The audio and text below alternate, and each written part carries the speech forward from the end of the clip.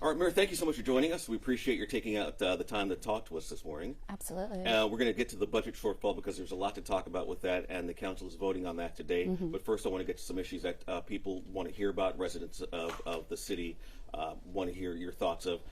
And that goes back to the FBI raid, that sudden raid that happened at your home early one morning. You denied any wrongdoing in your speech last week after the FBI raided your home. Have you met with the FBI since the raid? You know, I can't speak on an ongoing investigation, but what I can say is I'm cooperating with the FBI 100%. And not just that, I am not the target. More so than that, you know, if I find any information that I can share, I'm going to be 100% transparent with the community. What we're focused on is running the city, working off of the progress that we've already made in just a short period of time, 18 months. Can you say if they took anything from your house, or why, if you're not the target, why they chose your house to do? I wish I could say more. I really do. But again, it's an ongoing investigation, so I cannot say further. Separate from the raid, though, there was some talk, though, of your partner, Andre Jones. Is he involved in any kind of work with your administration at all? Oh, absolutely not. I mean, he is my partner. He is his own person. And so with that being said, again, this is an ongoing investigation. So your former chief of staff, Regina Webb, she came out publicly and said that the FBI questioned her about him. Had you heard that before she had said something about it? So she was my chief of staff on the city council. And so with that being said, it's an ongoing investigation, and we can't say give out further information. And you can't say anything about Andre Jones has nothing to do with your administration at all. You could say that for sure. Oh, absolutely. All right. And one more question. Do you have any association with the Duong family? Their houses were also raided on the same day that your house was also raided too. What is your association with them, just in general, apart from anything that might be going on now? So what I can say about that is that you can see that associations or whatever have you that you would consider association is that everybody was actually, you know, we take pictures with everybody. And so you can see that other electeds have taken pictures with them as well. And so, but that's all that I can say. Again, ongoing investigation. And so we are not able to talk about that. You said during that press conference as well that there are some billionaires that don't live in the city, from San Francisco and in Piedmont as well, that you said have something against your administration and want you out of office. What can you tell us about that? Because that was the first time I had heard any sort of thing like that. But what do you have to show that that is the case, and that you have these billionaires coming after you, so to speak? Oh, absolutely. You know, at the end of the day, we know that there is a lawsuit right now against the people who are trying to recall me because they're refusing to work with law enforcement to really show who is actually donating money for the recall itself. And so we all should be concerned. We should all be concerned when the Public Ethics Commission has subpoena for this information, which is what they need to do, is show who's donating and how much they're donating, but they're refusing to cooperate. And so that's very concerning. We do know that there are millionaires and billionaires from Piedmont and San Francisco who may be donating to this pact. And that's probably part of the reason why they don't want to actually be transparent about who's donating.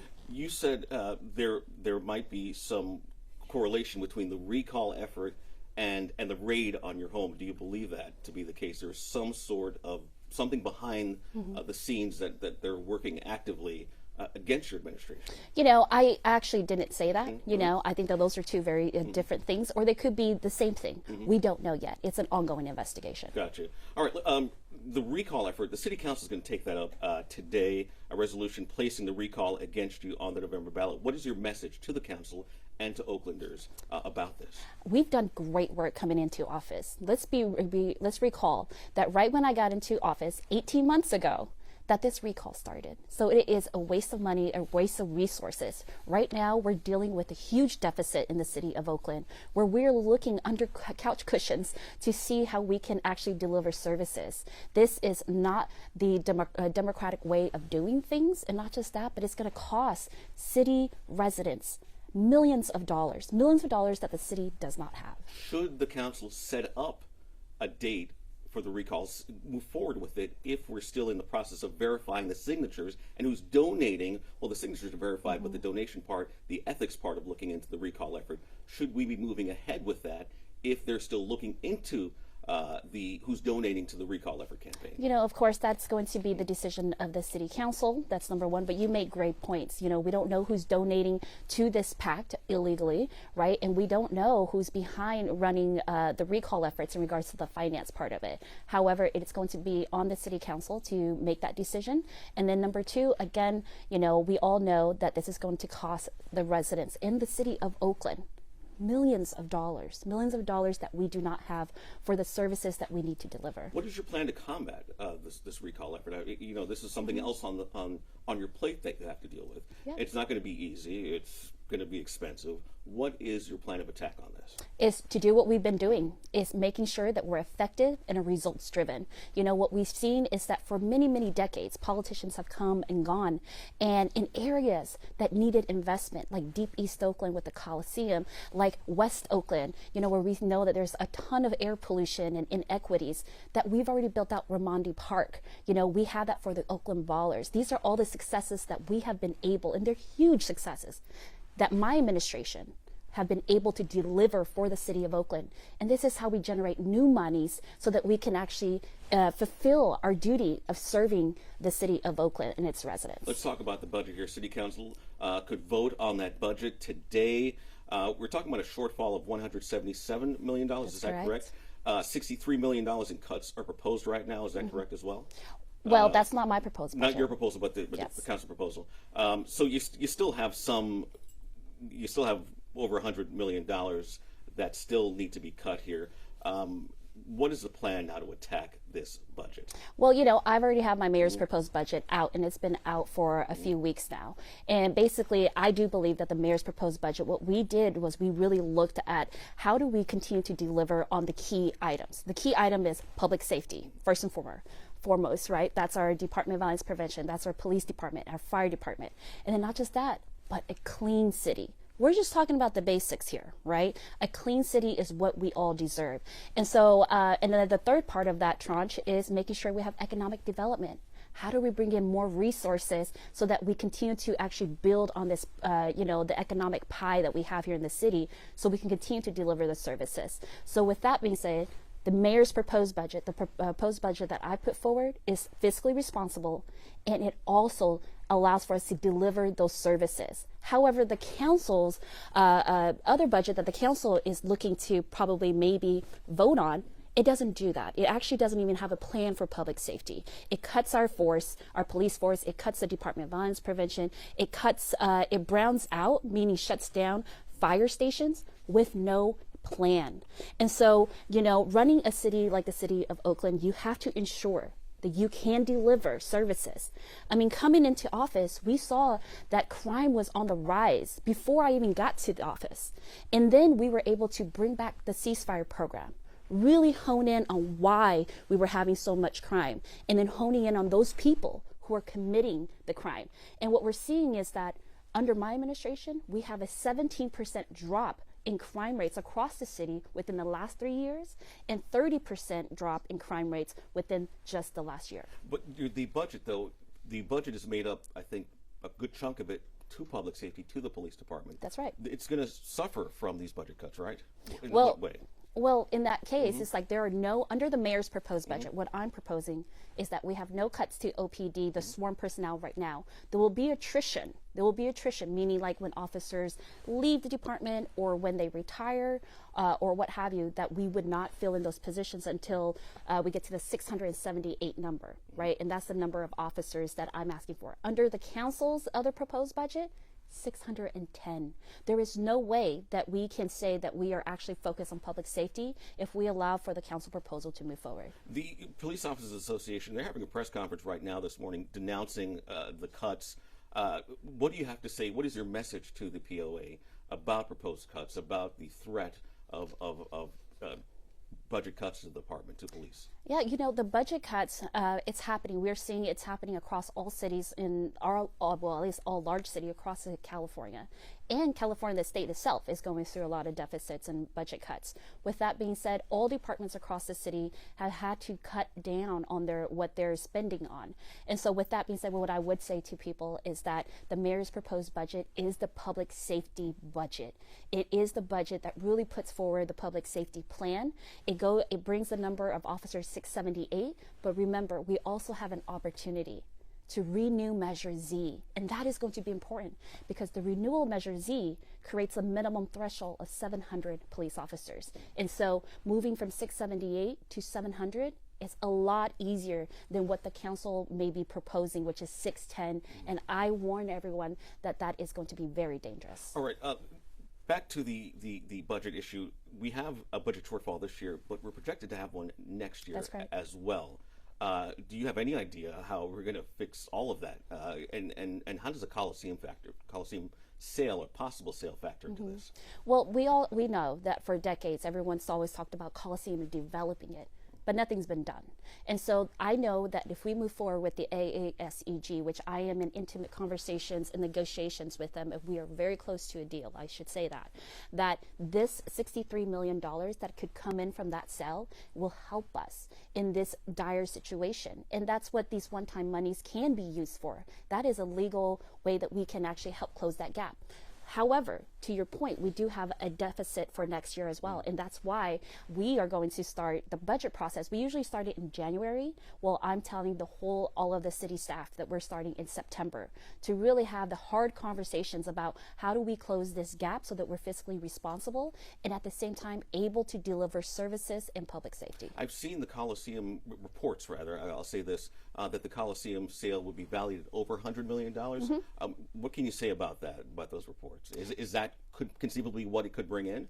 Yes, absolutely. You know, it's $105 million, right? And at the end of the day, you know, when the county sold their half to the Oakland A's, or now I should, you know, the A's in general, you know, that was actually $85 million, right? That's what it was priced at. And so the $105 million for that site is key for the city of Oakland in regards to resources being brought in, but it's also key for the location itself because, again, we've been waiting for it to be developed for decades. Is there any way to use that $105 million and pour it into the budget to kind of wipe out? Absolutely. Is that a plan?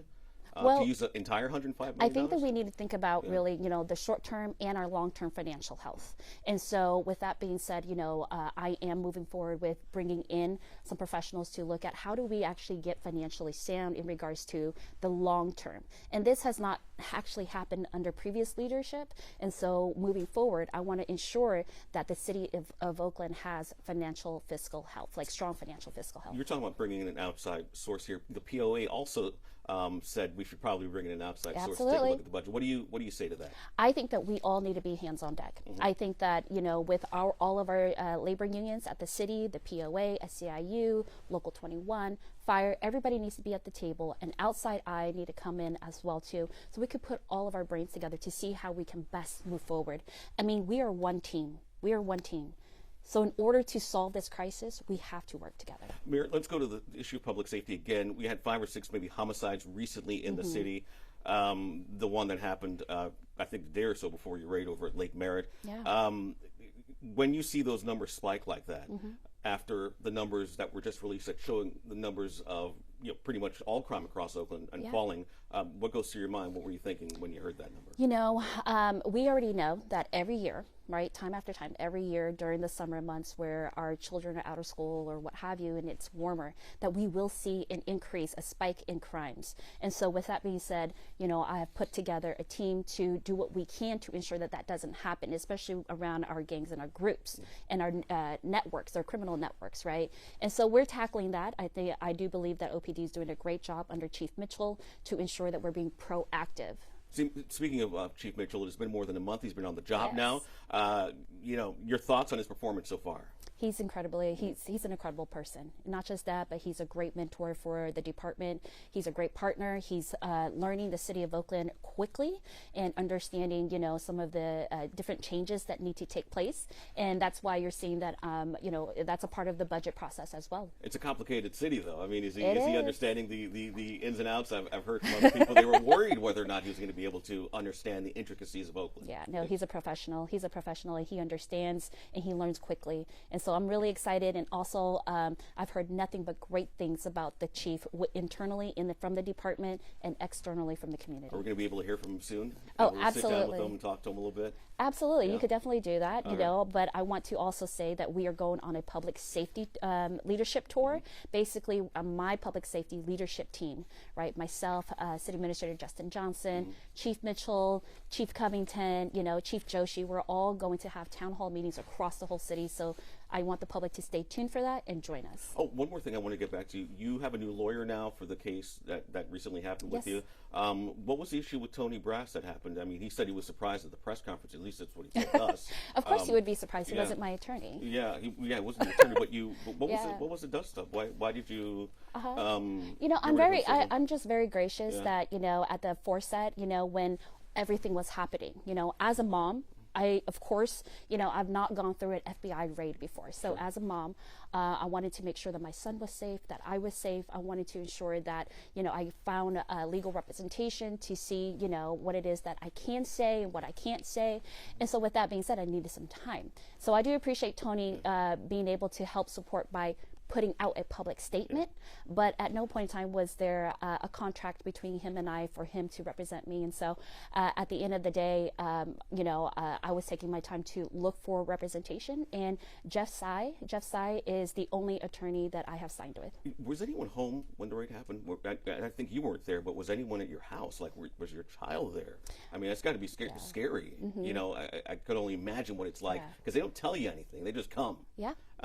So if anyone was inside, what went through their minds? Was your children home, or your partner home? Well, Andre, on that part, what I can tell you is that, you know, I think that at the end of the day, if my child was home, my child was not home. But that's what I'm going to tell you. That's the only thing I'm going to tell you, because at the end of the day, if I could say more about what happened during the raid or what have you, then I'll be here again to talk to you about it. But outside of that, I can't speak on it. Mayor Thao, thank you so much for joining us today. We know you have a busy day on tap today, so we appreciate you taking a few moments out with us. Absolutely. Thank you so much for having me, Andre.